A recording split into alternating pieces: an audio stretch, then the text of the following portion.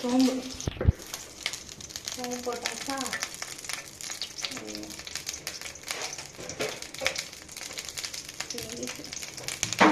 வீடியோனா ரொம்ப நேரம் அப்படி கட் பண்ணி அது என்னது ஃபுல்லாக இருக்கக்கூடாது. அப்புறம் அதையும் நம்ம சொல்லக்கூடாது. வெள்ளைப்பூடு, இஞ்சி, வெங்காயம் வதக்கணும். வதக்கணும். நல்லா வதக்கியாச்சு. தக்காளி போடணும். இப்போ தக்காளியும் போட்டு நல்லா வதக்கணும். ஈஸியான ஒரு சால்னா மாதிரி இருக்கும். குருமா சப்பாத்திக்கு இந்த சால்னா சூப்பராக இருக்கும். தக்காளியும் வதக்கியாச்சு. வெங்காயம், தக்காளி, பட்டை, ஸ்டார் இதெல்லாம் போட்டு நல்லா வதக்கிட்டு அப்படியே என்ன பண்ணணும், தேங்காயையும் போட்டு வதக்கணும். லேசாக நல்லா வதக்கிட்டு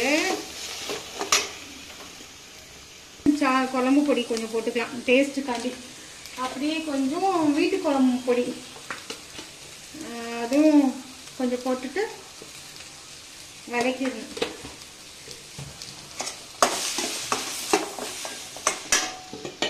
கொஞ்சம் உப்பு போட்டுக்கலாம் வதங்குறதுக்கு. இப்போ இதெல்லாம் ஆற விட்டு மிக்சியில் அரைக்கலாம்.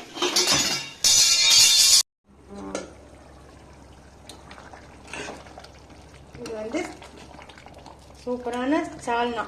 சப்பாத்திக்கு புரோட்டாக்கெலாம் சூப்பராக இருக்கும். அவ்வளோதான்.